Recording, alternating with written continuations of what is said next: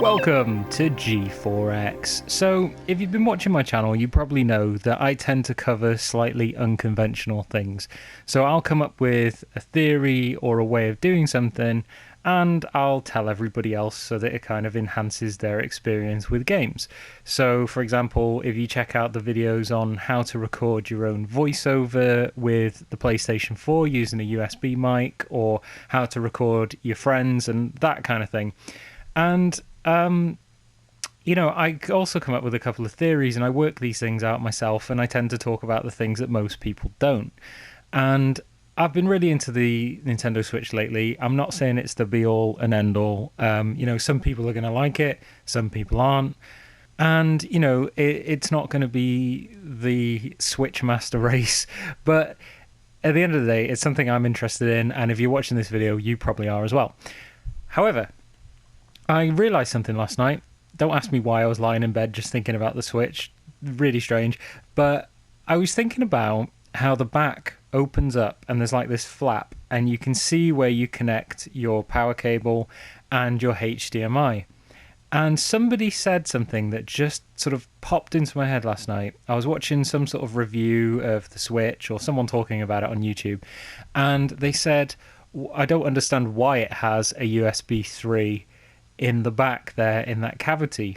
And then it just clicked in my head.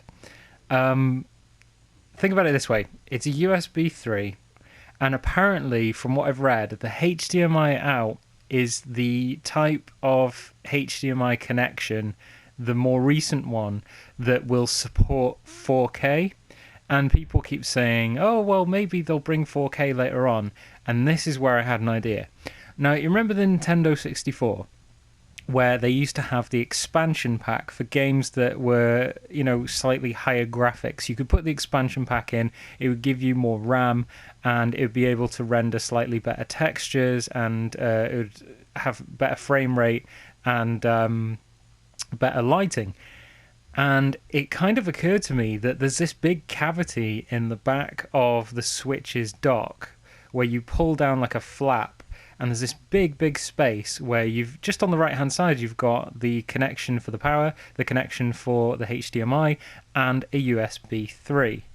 Now look at what the PlayStation's done. They've done the PlayStation Pro so that you can get more performance, and you can have two versions of the game.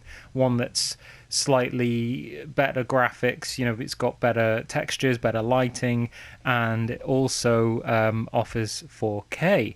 And then the Xbox is doing the Xbox Scorpio, and these are kind of like transitional phases in the consoles where they're trying to extend the life and please the customers against the competition, which is the PC, and it means that you can then game in 4K. Now, it occurred to me that Nintendo possibly, and this is just a theory, might be doing the same thing as they did with the N64. They might have an extension to the Nintendo Switch that you plug into that cavity. It plugs into the USB 3 port, and it enhances the graphics and allows you to do 4K gaming. Now, this is all speculation at this point, but it seems quite likely, because instead of bringing out the Nintendo Switch 2 when the Xbox Scorpio will have been out and the Xbox and the PlayStation Pro, they can just do the Nintendo Switch Plus, which are now at the very least will enable you to play your games in 4K.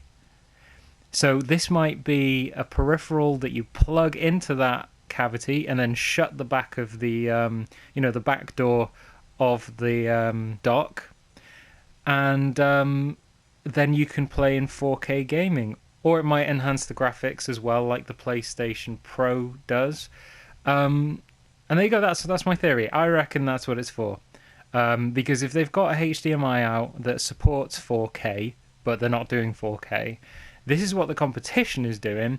It's so much cheaper for them to just add a box that you can plug into the dock straight away instead of making a new console. And think about it, why would they make a new console when they can just update the dock?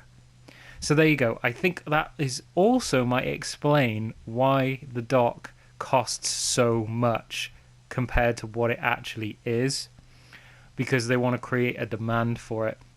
So there you go. That's my theory. It could come true.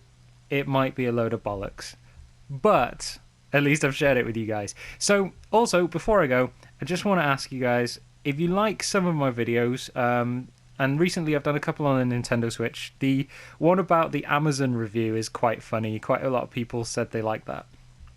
Please share my videos, because nobody watches them, and I think it's because I'm really bad at putting metadata on the videos, or just the market's oversaturated or something. I don't know. I would just like more people to check out my videos. It'd be really cool if you could like share them on Facebook or something. I'm not into all that, but, you know, go social media. So thanks, guys. Give me a thumbs up if you like this video, and subscribe if you want more. I like to play.